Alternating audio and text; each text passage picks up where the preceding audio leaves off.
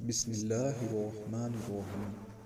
السلام علیکم تبلیغ و اسلام کے دوستوں، بھائیوں اور بہنوں، امید ہے کہ آپ سب خیریت سے ہوں گے۔ آج کی اس ویڈیو میں ہم آپ کو فضائل رمضان کی فصل اول کی احادیث بیان کریں گے۔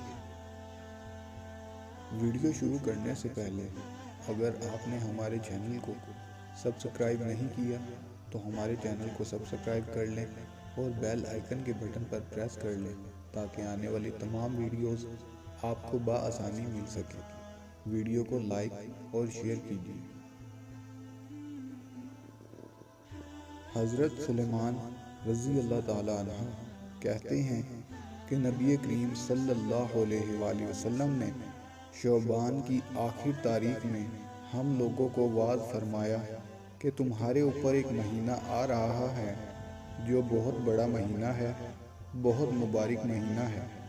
اس میں ایک رات شب قدر جو 1000 مہینوں سے بڑھ کر ہے، اللہ تعالیٰ نے اس کے روزہ کو فرض فرمایا اور اس کی رات کے قیام یعنی تراویح کو ثواب کی چیز بنایا ہے۔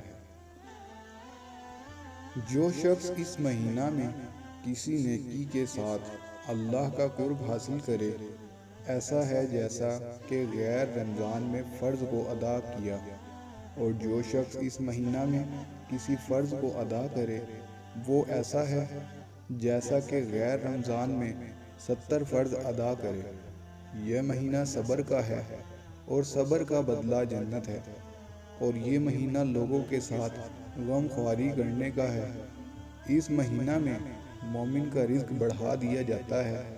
جو شخص کسی روزہ دار کا روزہ افطار کرائے، اس کے لیے گناہوں کے معاف ہونے اور آگ سے خلاصی کا سبب ہوگا، اور روزہ دار کے ثواب کی مانند اس ثواب کا ہوگا، مگر اس روزہ دار کے ثواب سے کچھ کم نہیں کیا جائے گا۔ صحابہ رضی اللہ تعالیٰ عنہ نے عرض کیا کہ یا رسول اللہ صلی اللہ علیہ وآلہ وسلم، ہم میں سے ہر شخص تو اتنی وسعت نہیں رکھتا کہ روزہ دار کو افطار کرائے۔ تو آپ صلی اللہ علیہ وآلہ وسلم نے فرمایا کہ پیٹ بھر کر کھلانے پر موقوف نہیں، یہ ثواب تو اللہ جل شانہ ایک کھجور سے کوئی افطار کرا دے، یا ایک گھونٹ پانی پلا دے، یا ایک گھونٹ لسی پلا دے، اس پر بھی مرحمت فرما دیتے ہیں۔ یہ ایسا مہینہ ہے کہ اس کا اول حصہ اللہ کی رحمت ہے، اور درمیانی حصہ مغفرت ہے، اور آخری حصہ آگ سے آزادی ہے۔ جو شخص اس مہینہ میں ہلکا کر دے اپنے غلام خادم کے بوجھ کو، حق تعالی شانہ اس کی مغفرت فرماتے ہیں اور آگ سے آزادی فرماتے ہیں۔ اور 4 چیزوں کی اس میں کثرت رکھا کرو، جن میں سے 2 چیزیں اللہ کی رضا کے واسطے اور 2 چیزیں ایسی ہیں کہ جن میں تمہیں چارہ کار نہیں۔ پہلی 2 چیزیں جن سے تم اپنے رب کو راضی کرو وہ کلمہ طیبہ اور استغفار کی کثرت ہے، اور دوسری 2 چیزیں یہ ہیں کہ جنت کی طلب کرو اور آگ سے پناہ مانگو۔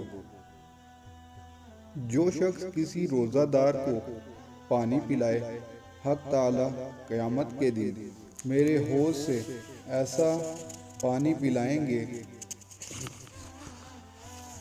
کہ جس کے بعد جنت میں داخل ہونے تک پیاس نہیں لگے گی۔ اس حدیث کا فائدہ ہے، محدثین کو اس کے بعد روایات میں کلام ہے، لیکن اول تو فضائل میں اس قدر کلام قابل تحمل ہے، دوسرے اس کے اکثر مضامین کی دوسری روایات موجود ہیں۔ جو کچھ پڑھا سنا، اللہ پاک اس پر عمل کرنے کی توفیق عطا فرمائے اور دین کو پورا کا پورا سمجھنے میں ہماری مدد عطا فرمائے۔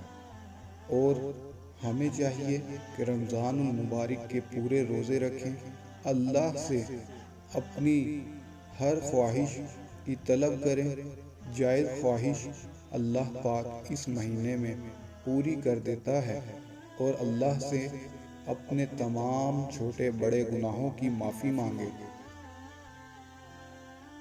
بے شک وہ بڑا مہربان اور نہایت رحم کرنے والا ہے۔